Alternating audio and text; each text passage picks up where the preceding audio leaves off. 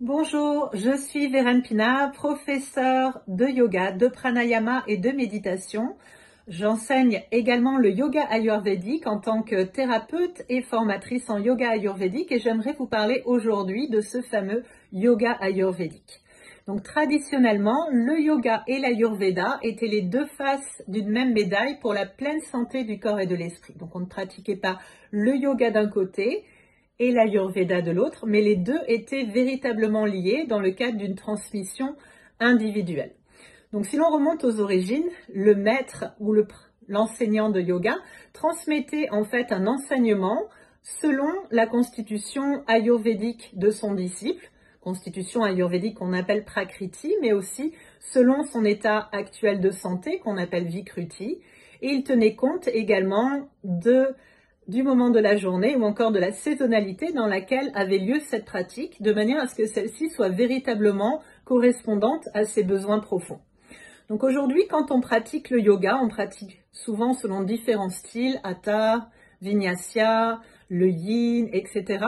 Mais on n'a pas toujours en considération la façon dont le yoga peut nous équilibrer selon nos différents doshas.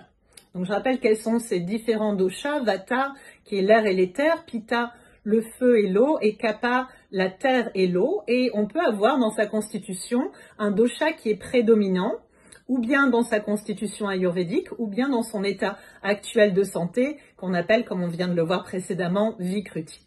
Donc en fonction de ça, la pratique du yoga peut être véritablement un outil thérapeutique.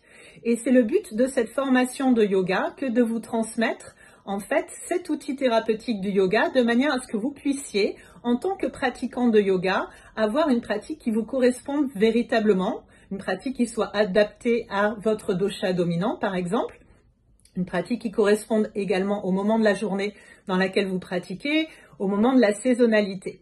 Donc, dans cette formation, on va voir quelles sont les postures, mais aussi les exercices de respiration qu'on appelle pranayama, ou encore de méditation, également les mudras, les postures des doigts ou les mantras qu'on peut utiliser pour tout simplement trouver plus d'équilibre intérieur.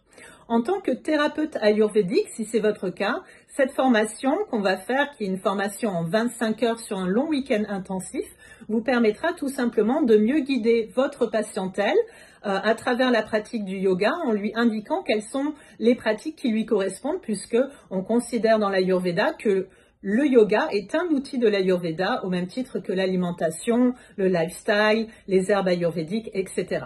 Donc c'est vraiment une formation qui sera très complémentaire aussi pour les thérapeutes en Ayurveda. Et pour ce qui est des professeurs de yoga, c'est une formation qui permettra de renouer avec ces enseignements essentiels du yoga ayurvédique en permettant d'adapter leur enseignement selon la saisonnalité ou le moment de la journée dans le cadre de cours collectifs, ou bien selon la constitution individuelle de leurs élèves dans le cadre d'un cours en one-to-one, d'un cours privé.